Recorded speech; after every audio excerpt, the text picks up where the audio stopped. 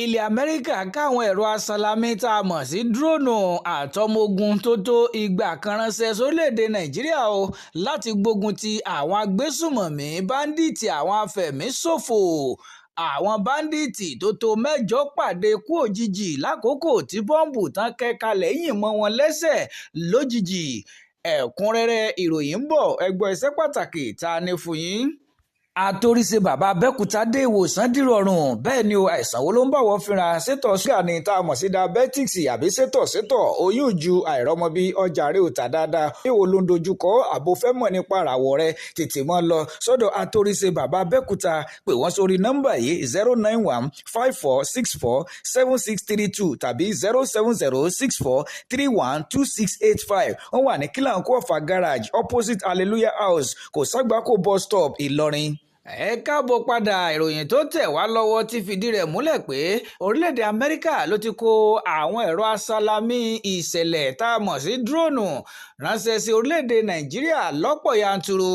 Kódà wọ́n ní ilẹ̀ Amẹ́ríkà tó kó àwọn ọmọ ogun tán tó 200 kan 200 ránṣẹ́ láti wá mọ̀ kọ́ àwọn ológun orílẹ̀-èdè Nàìjíríà bí wọn yóò ṣe mọ̀ ṣe àmúlò àwọn ẹ̀rọ ọ̀hún àti bí wọn yóò ṣe fi gbógun ti àwọn agbésùmọ̀mí ẹni tó jẹ́ agbẹnusọ fún iléeṣẹ́ ológun orílẹ̀-èdè yìí Major General Samaila Uba tó tọwọ́ bọ ìròyìn ọ̀hún ní lóòótọ́ ni ó ní ibùdó ológun òfurufú eléyìí tó wà nílùú Bauchi ó ní àwọn sójà ọ̀hún ni wọ́n kalẹ̀ sí ó ní àjọṣepọ̀ ní láàrin orílẹ̀-èdè Nàìjíríà àti ilẹ̀ Amẹ́ríkà láti gbógun ti àwọn agbésùmọ̀mí, àwọn báńdíìtì àtàwọn ajínigbé eléyìí tí wọ́n ń da agbègbè àríwá orílẹ̀-èdè Nàìjíríà láàmú ó ní àwọn ó tẹ̀síwájú láti máa lo ẹ̀rọ dúróònù ọ̀hún kí wọ́n lè mọ ibi tí àwọn afẹ̀míṣòfò ọ̀hún sá pamọ́ sí láwọn inú igbó ńláńlá àti bí wọn yóò ṣe ṣàkọlù sí wọn.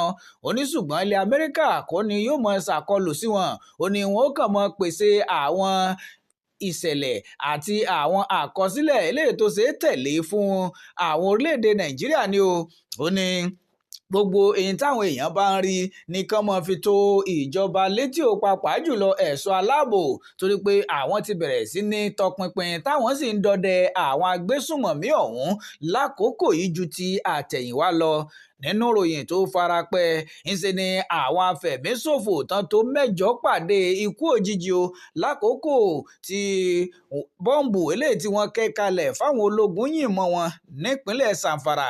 Ẹni tó jẹ́ ẹni tó mọ̀ nípa ìṣẹ̀lẹ̀ ọ̀hún ìyẹn Zagazola Mahama tó fi ìròyìn síta ní ọjọ́ Sátidé ní ìṣẹ̀lẹ̀ ọ̀ṣẹ̀lẹ̀ ní nǹkan bíi aago 8 alẹ́.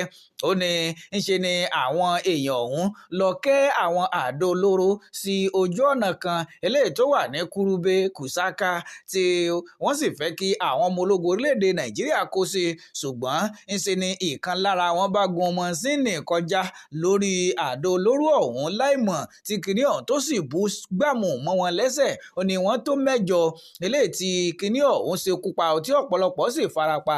Ó ní ńṣe ni wọ́n jẹ́ lára àwọn ọmọlẹ́yìn afẹ̀míṣòfò kan tí wọ́n ń pè ní Dogogide tí ọ̀pọ̀lọpọ̀ àwọn èèyàn sì ti bẹ̀rẹ̀ sí ní kọminú lórí ìṣẹ̀lẹ̀ ọ̀hún. Wọ́n ní ìṣẹ̀lẹ̀ àwọn ọmọ ológun orílẹ̀-èdè Nàìjíríà náà tètè lọ sí agbègbè ọ̀hún láti tọpinpin ìṣẹ̀lẹ̀ tó ṣẹlẹ̀ àti bí wọn yóò tún ṣe kojú wọn sí. Ní báyìí ìbẹ̀rùbojo ń tẹ̀síwájú ní àwọn agbègbè bíi Kùsákà, Kùrẹ́bẹ, Gbàtò tí wọ́n sì ń bẹ̀rù bóyá àwọn afẹ̀míṣòfò ọ̀hún ó tún padà sáwọn ìletò ọ̀hún láti wá gbẹ̀san ìṣẹ̀lẹ̀ òjijì eléyìí tó ṣẹlẹ̀ sí wọn. Ní báyìí ńṣe ni ilé ológun orílẹ̀-èdè Nàìjíríà ń tẹ̀síwájú láti mọ gbógun ti àwọn afẹ̀míṣòfò agbésùmọ̀mí. Ọ̀dà orílẹ̀-èdè Amẹ́ríkà ṣe kó àwọn ẹ̀rọ aṣàlámì dúróònù ránṣẹ́ sí orílẹ̀-èdè Nàìjíríà àtàwọn ọmọ ogun. Kí ni èrò yín lórí ìgbésẹ̀ ọ̀hún?